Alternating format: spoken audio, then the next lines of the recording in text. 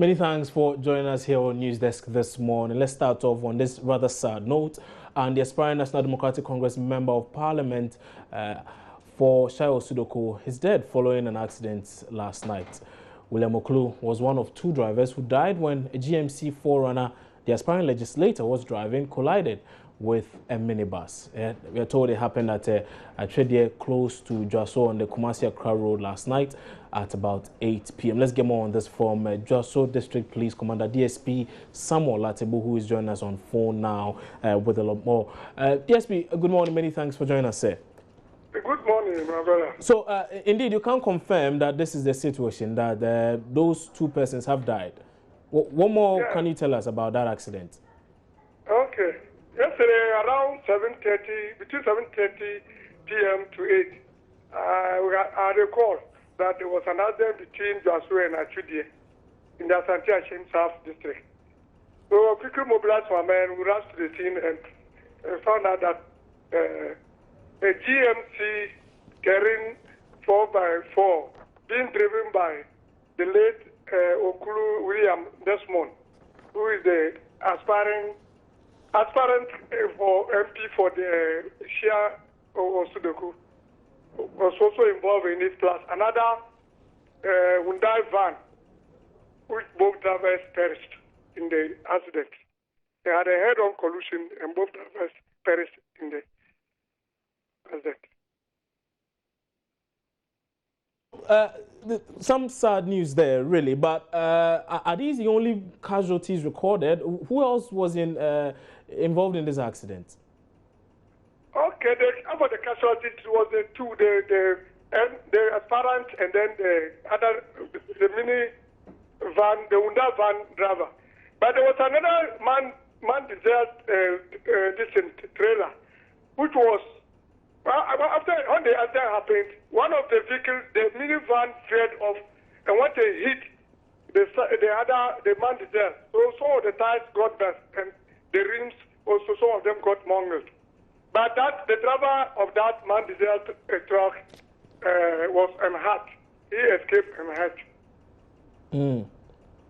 So, essentially, I'm just trying to get some more information on this. And we're also told that this accident was as a result of one person trying to overtake someone, and in the end, it resulted in this particular incident. Is that really what happened? That's it. It's a sharp C curve. Okay. And according to the man-desert driver, there was some overtaking taking place. But by whom, I cannot confirm. But actually, it was an overtaking that was taking place in the curve that brought about the accident. Right. So, where are the bodies now? And have families of these two deceased persons received this information? Have you communicated to them officially? Okay. What happened was that it was in the night, and we had to rush them to the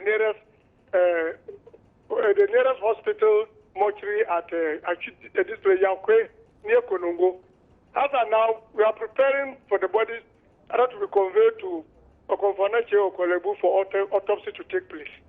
Right. But we can release them to the families. Meanwhile, his workers, the late Honorable Okulu workers, some of the workers are here at Joaso. They've come. Okay. They are with us here at Joaso. All right. DSP, many thanks for your time on News Desk this morning. That was DSP Samuel Latebu. He's the District Police Commander for Joaso Police Command, and he's been telling us a lot more about that accident, which has seen the aspiring Member of Parliament for Shai Osudoku. Speaking of the candidate for the NDC, William Desmond Oklu, who has passed on after his involvement in that particular accident. May he so rest in peace there. But away from that, let's talk about some politics, and this time around, the Supreme Court has dismissed the case brought before it seeking to stop the Electoral Commission from conducting the Boko North by-election later this month. Former youth organizer of the People's National Convention, Adu Ramadan, wanted the election suspended until the determination of a substantive case in which the validity of the voters' register is being challenged. Although the court has deferred reasons for its ruling, on Thursday, it says the EC should engage stakeholders on how to resolve problems identified with the current voters' register. Abu Ramadan wanted the Supreme Court to order a suspension of preparations towards the by-election at Ebuakwa North. That seat became vacant after murder of the Member of Parliament, Joseph Boachi Dankwedu, at his Shiashi home last month. The reason for the Supreme Court's dismissal was not immediately given by the 7-member panel of judges, presided over by Chief Justice Georgina Wood. The panel explained that it will give reasons for dismissing the substantive in the final ruling. But the Chief Justice and other members of the panel admonished the EC to engage more with relevant stakeholders in the election to ensure a more transparent process ahead of the November polls. Lawyer for Abu Ramadan has been explaining more on their contention. In Ghana, if either of your parents or either of your grandparents is a Ghanaian, you're also a Ghanaian. So it has major implications for the country, both socially and economically, as well as in terms of complying with the Constitution. And so we felt that no, until this issue of the register is cleared up, and we know what the court says we should do about those who use the NHIS card to register, as well as even those who are deceased. With the Justice Crab Committee report says that almost 600,000 people would have died between 2012 and 2014, and that the implications for a credible vote election are quite dire. We're saying that until all of those issues are cleared up and we know what direction the Supreme Court is asking us to go, we ought not to conduct an election or a limited registration exercise, because you're only going to compound the problem. Abu Ramadan in his application argued that it will be contemptuous for the Electoral Commission to conduct the by-election in Ebuakwa using the current voters' register, seeing he is challenging the credibility of the same register in court. He further stated that the public will suffer irreparable damage if the Electoral Commission is allowed to go ahead with the limited registration before the determination of his substantive case. So let's go on to the phone lines now and speak to Abu Ramadan, who happens to be the former youth organizer for the convention, for the People's National Convention, I beg your pardon. And he's joining me on phone now. Mr. Ramadan, good morning. Thank you very much for joining us on News Desk, sir. Good morning, and thank you for having me. Yes, this ruling by the Supreme Court ought to be a big blow that has been dealt to the substantive case currently before the courts. Do you agree with that? It certainly doesn't come to us as a blow. It rather comes as the ruling of the court came as a victory for us, considering that this is just a subsidiary matter that would have led to a substantive matter before the court. And the decision of the court was envisaged.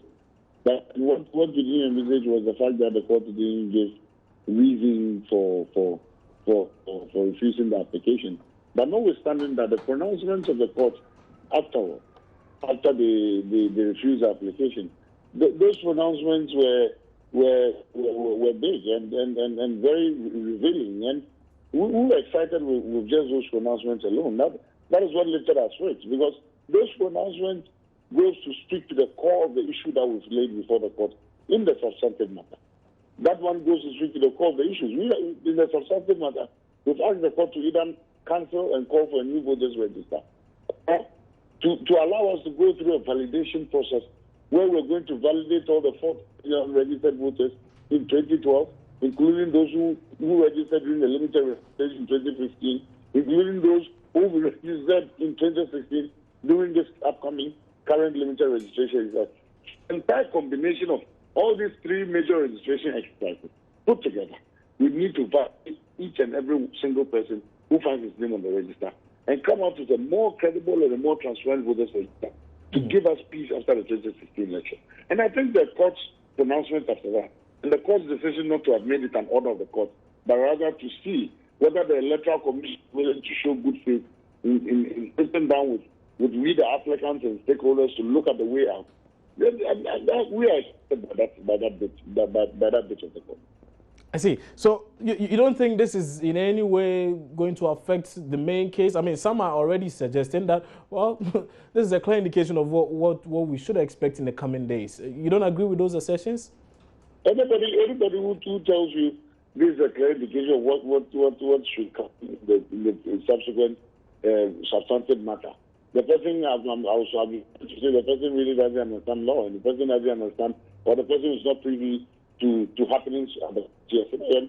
And the court, you see, the issue is the court, in this decision to decide to refuse to grant the application. The application for injunction doesn't speak to the heart of the matter.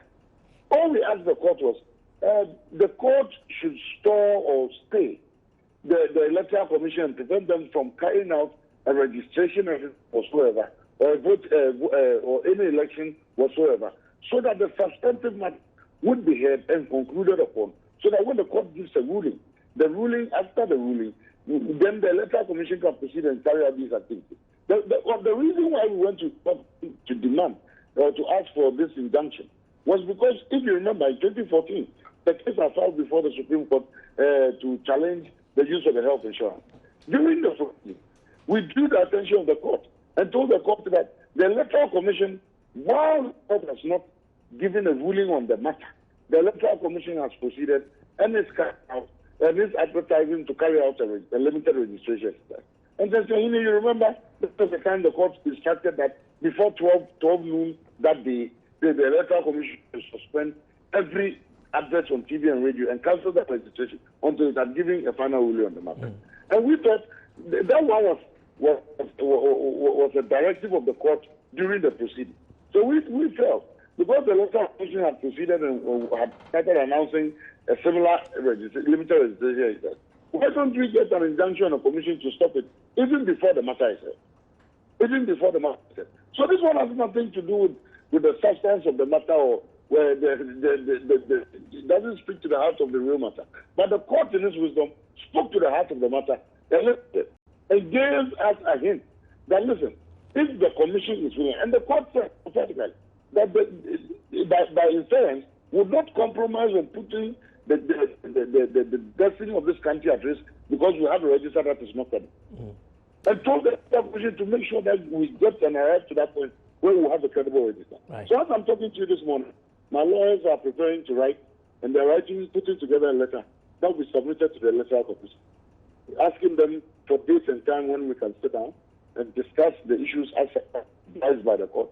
And I'm sure they will invite the Attorney General to as well and copy the list of the Supreme Court, so that the judges will know that, yes, after the advice, the cue they gave, we have taken cue with what they said, and we are acting upon it, so that the Electoral Commission should show good faith and people and come back and let's sit down before the main hearing. Very well, Adu Ramadan, many thanks for your time on News Desk this morning. I'm sure we'll meet in court in the coming days over this very issue of bloated voters register, as you choose to call it. That was a former youth organizer of the People's National Convention, Adu Ramadan, speaking to us there. Let's still stay with elections. And there were long winding queues in the central regional capital, Cape Coast, as hundreds cast their ballots on key issues they believe will influence their vote in this year's elections. Now, the exercise is part of the groundbreaking Joy News election program called the Ballot Box. The maiden edition comes to you today from the campus of the University of Cape Coast. Evans Mensah is host of the Ballot Box and head of our political desk. He's joining me live now over the telephone lines now from Cape Coast with a lot more. So, Evans, we have seen pictures on social media and also on television of people queuing to cast their ballots. Now, tell us about the concept of Joy Ballot Box for someone who is hearing it for the first time.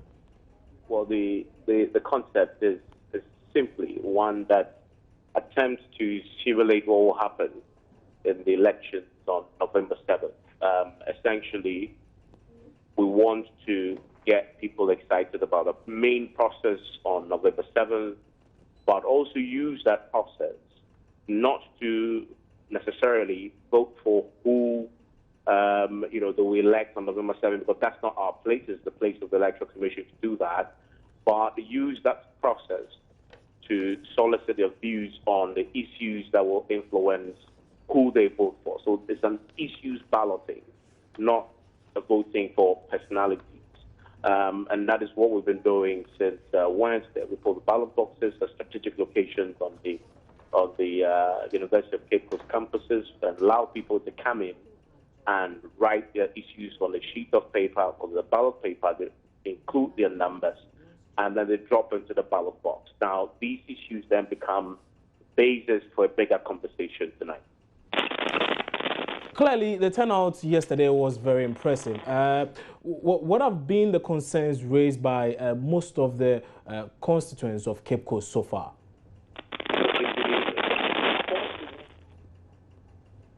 Okay.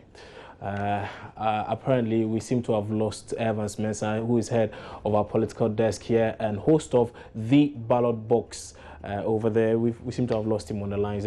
We'll try as much as possible and raise him back on the phone line. So I believe you are back on the line. Evans, can you hear me now? No, there's some feedback in the line, but I can hear you briefly. It's all faint, but I can still hear you. Okay. We'll work on the lines and bring back Evans Mensah pretty shortly. But time now for us to take a break here on News Desk. We'll be back shortly with some more. Don't go away.